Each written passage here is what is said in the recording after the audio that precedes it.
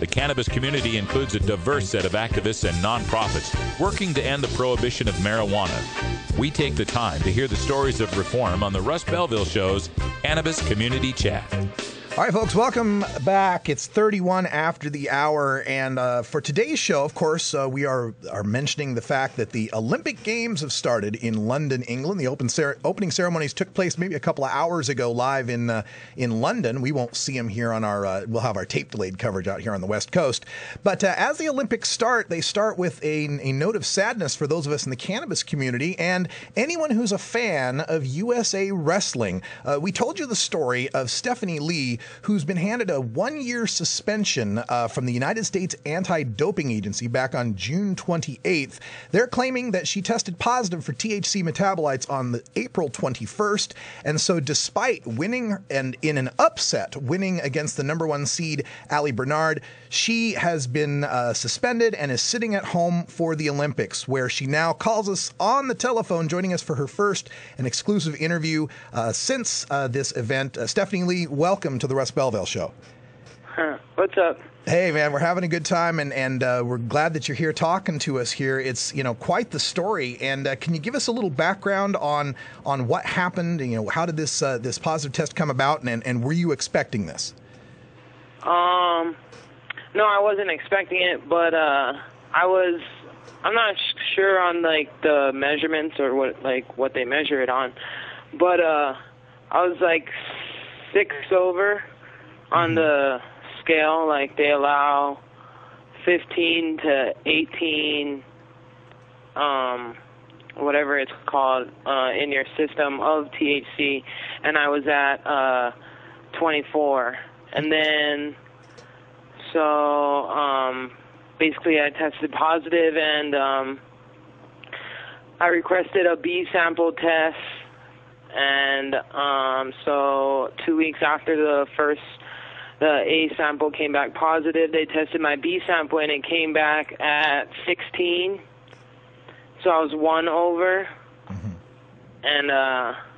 And from that point, I had to go to through an arbitration and prove that basically I wasn't at fault and I didn't know what I was doing, but there was no way that I could prove that I didn't know what I was doing and that it shouldn't have been in my system or whatever. So right, and so this being in your system is a result of, now the reports I read said that you are a registered patient, a card holder in the state of Colorado. Is that true? Not in Colorado. Well, I have a card from California, but with that, I just couldn't find any doctors out here that would fix my issues without giving me all kinds of pills and stuff, and I didn't want to be taking 6 different meds at one time and not know really what that does to my system. And so I opted to do what I've done before and just chose to medicate myself basically with weed, and knowing, because I know that it works, and I know that it helps me. Stephany, we don't have to get into what the personal details are, but you're basically telling us this is your medical use. I stopped 2 weeks prior, which is longer than I've stopped before, which is, I don't know, I guess that's not good, that's not long enough or whatever, but with sawing and the workouts and my high metabolism, it should have been not that traceable, mm-hmm. at least. Well, this has been something you experienced in the past. We also read the report of in 2009 there being a test that you were caught for which is the same level. I had the same level. Okay. So it's weird. I don't know. So it seems to me that this cannabis use on your part is doing you great medical benefits. So we've talked to people in mixed martial arts and in other places where they can apply for a therapeutic use exemption for their use of cannabis. Is that something you consider? If you ask they don't give for that.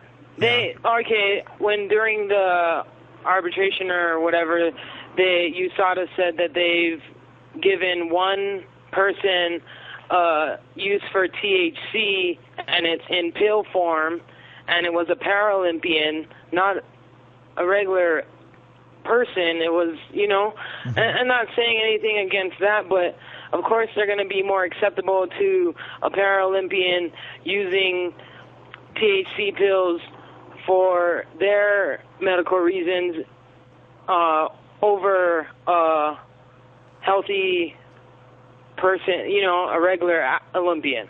Stephany, let's talk about. I don't know. Let's talk a little bit about your background. They haven't given any. They won't. There's no. I don't think they will. Okay. Let's talk about your background. When did you take up competitive wrestling? When I was my sophomore year in high school. Okay, so you've been spending a lot of time and effort and severe training. What's your typical training regimen when you're getting ready for something like the Olympics? How many hours a day and so forth? Well, on Monday, Wednesday, Fridays, it'll be like around 6 or 7 hours a day because we have weights and then 2 workout regular wrestling practices. And then on Tuesday and Thursday, it's probably about 5 because there's 2 wrestling workouts, and then you do an extra cardio for, like, you know, whatever. And then, so, I mean, around 5 to 7 hours a day. Wow. I guess. We're speaking with Stephany Lee, U.S. champion 72-kilogram wrestler, who is sitting out of the U.S. Olympics despite being our #1 wrestler in the weight class because of a positive test for marijuana. Now, Stephany, how do you feel about the U.S. ADA, the anti-doping agency, having marijuana on the banned substances list in the first place? What do you think about that? I think that it's just banned because it's illegal. It's not like use of, it's not going to enhance your performance in a sense to where it's not going to help me cut weight or do anything. It's not making me stronger. It's not enhancing my ability to perform in any way, shape, or form. So why is it on the list? I mean, I don't know. Yeah, I mean, it doesn't make any sense. Everybody knows about, like, Michael Phelps, you know, last Olympics, you know, winning all those gold medals and then gets caught, you know, in a photo smoking a bong. So it doesn't appear that it's bringing you down any. It doesn't. I mean, I guess it's like the integrity of the sport, you know, that, I don't know, we as athletes shouldn't be, I don't know, promoting that kind of use. I don't know. It's a conservative kind of deal, I think, more than anything. It's just looked at in a negative way because supposedly it's a gateway to other things and whatever. And, I mean, it's not.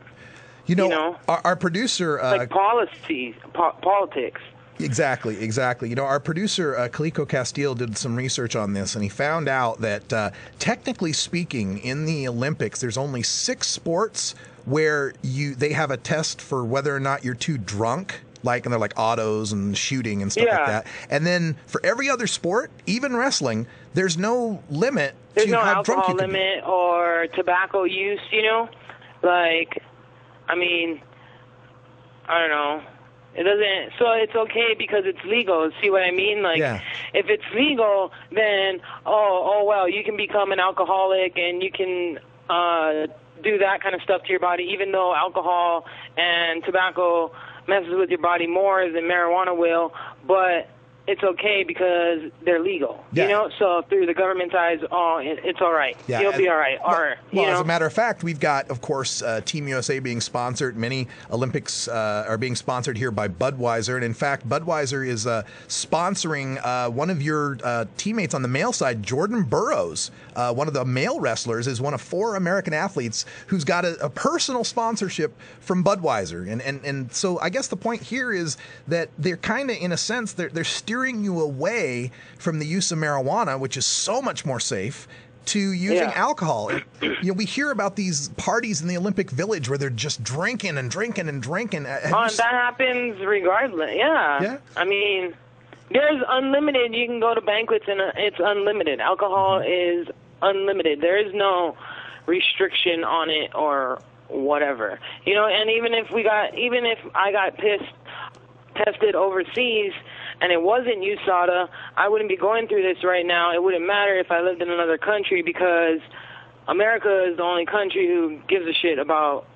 marijuana. Really? So the other anti-doping agencies for other countries don't have... Well, WADA supposedly does test for it, but, I mean, I know, other people don't ever get busted anywhere else but America for this problem. Yeah.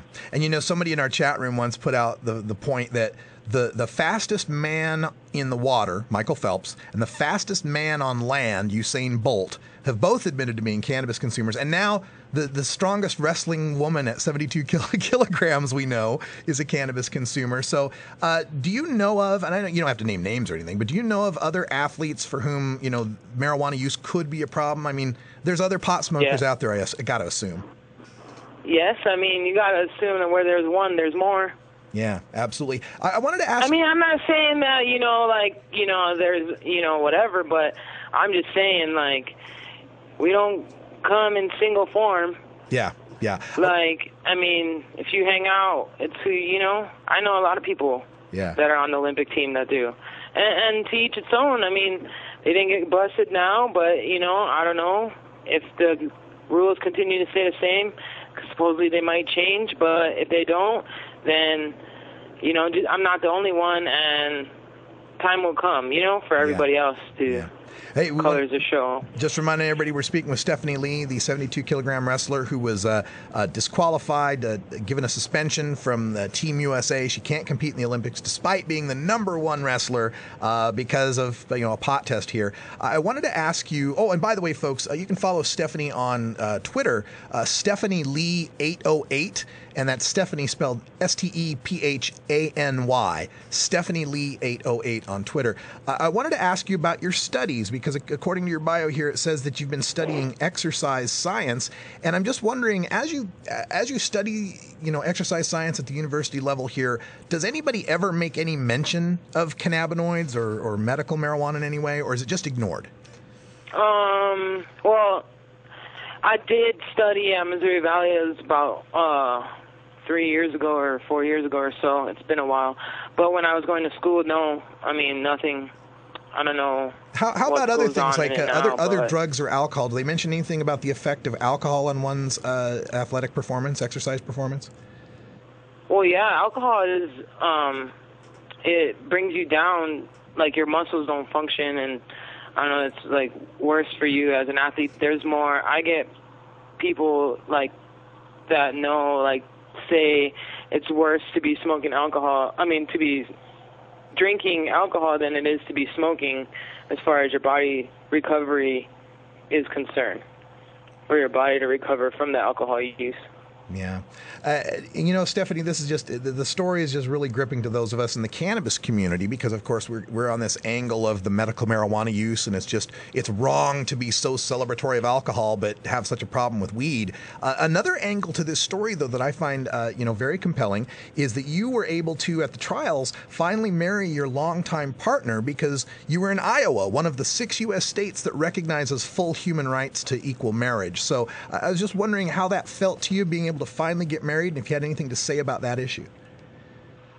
It felt good, it sucks that when we came back to Colorado, and it's not like one of the 6 states where you take your marriage license in, you can just change your name or anything like that. So we got to go through the court system and do it all. I don't know, it's just a process.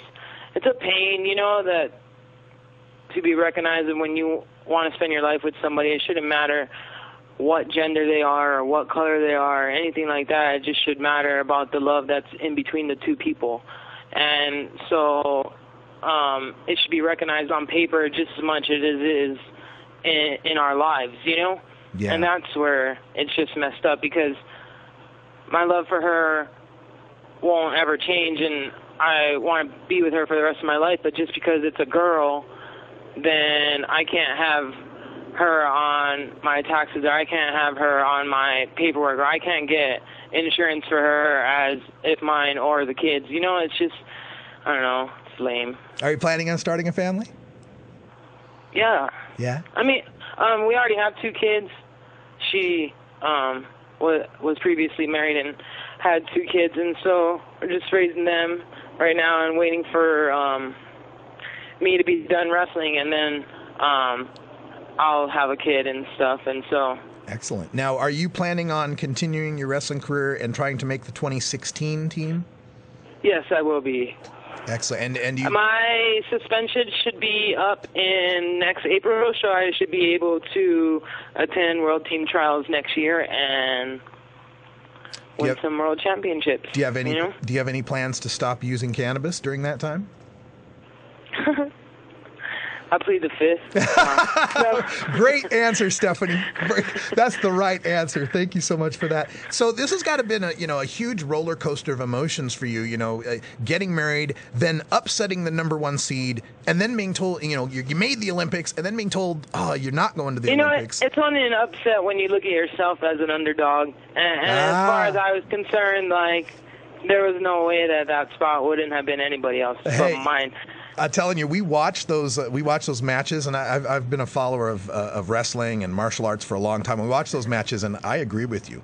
You dominated. That was a fantastic match. Hey, how's your wife and your family taking this though? How has this affected them? It's hard, I mean, just really, I don't know. I guess like disappointing on my half, like. Feel like just with that was my income, and I was doing, and now it's just like, oh, I gotta find something to do for a little while, and so I don't know, it's just hard in that way, I guess, and that I'm home and watching the opening ceremonies on TV going, I should be there, but I'm glad I'm not wearing that uniform. So you didn't like the beret? No, or the skirt, or any of it. I would have threw a fit. I would have been like, can I please put the pants on? This is bull crap. No. So, I mean, in some part of me, it is sad, but I have to look at the upside. I mean, in a way, I kind of rather go to Brazil than go to London, I guess. It's bad on my part, but, hey, I mentioned it is what it is. I mentioned our appreciation here at the Russ Belville Show for mixed martial arts. Is that ever a direction you thought of taking your career into professional mixed martial arts? I might, depending on like if I can get some fights and stuff. I'm really not into cutting weight anymore, and I don't cut weight for my weight class anyways right now, and so I don't really want to go down to 145 is what they were telling me is probably the best bet for me, but I'm not into cutting weight anymore, and so I don't know, I'm just kind of floating around and just, still working out and helping fixing up the gym out here and just, kind of taking my break, I guess you could say. Yeah. I'm not one of those go kind of people, and so it's good to have off time at the same time and kind of heal up a little bit. I was been banged up, and so it's kind of good. All right. A third angle to this story that I would be remiss in mentioning, of course, your Twitter handle, Stephany Lee 808, reminds us about Hawaii, that we're talking about the Kingdom of Hawaii here, and our producer, Kaliko Castile, has given us a whole lot of information on that. So he did such a great job in getting you booked for the show. I wanted to give Kaliko a chance. If you had a question, Kaliko, or anything else you wanted to add in here as far as the Stephany Lee story. Oh, well, I don't have any questions. I certainly want to say mahalo to Stephany for joining us. It's awesome that you came on. And, anything we can do to support you as you continue on trying to make the team in 2016, please let us know, because we will definitely always be here supporting you. Appreciate it. Yeah, not a problem. I appreciate it. And, I'm always up to doing stuff like this. And I appreciate the support from everybody in this community, and I thank you guys a lot. Thanks, Stephany. And if anybody wants to contact you or help support you, make donations or anything like that, is there a website or an email address you can give us? Well, yeah. You can hit me up on my Facebook, and then my email is it's a Hawaiian name, so it's kind of hard to remember, but I can spell it out for you if you want. Maybe you could just shoot that to me, Stephany, and I'll be sure to post that on our Facebook. All right, that sounds good. Cool, yeah. I appreciate it. Yeah, I know there's a lot of people out there listening that are going to want to help you out, and this interview as well will be replayed on our YouTube channel, Radical Russ on YouTube. So if you want to send any of your followers out there to get a clip of it, that's where it'll be, Stephany. Okay, sounds good. And we'll send you that information on the email and everything. Stephany Lee, I want to thank you so much for joining us and for trying to represent Team USA. And we are going to keep working. And who knows, maybe we can get that rule changed before 2016. Yeah, supposedly, I don't know. That's the rumor going around, but we'll have to just wait and see. Yeah, you know? We will. All right, good luck to you, Stephany, and give our best to your wife and family. Yeah, no problem. All right, thanks so much. Really exciting time here. Olympics are happening, and Stephany Lee should be there. Everybody in the chat room that's making so much noise about Stephany here, you're right. She deserves the gold medal from National Cannabis Radio, and she has won it because I know she can kick all of our asses combined. You're listening to the Russ Belville Show here on National Cannabis Radio. We're going to take a break. Be right back with a short little rant on racism and marijuana arrests. Stick around. It's simply business. It's simply business.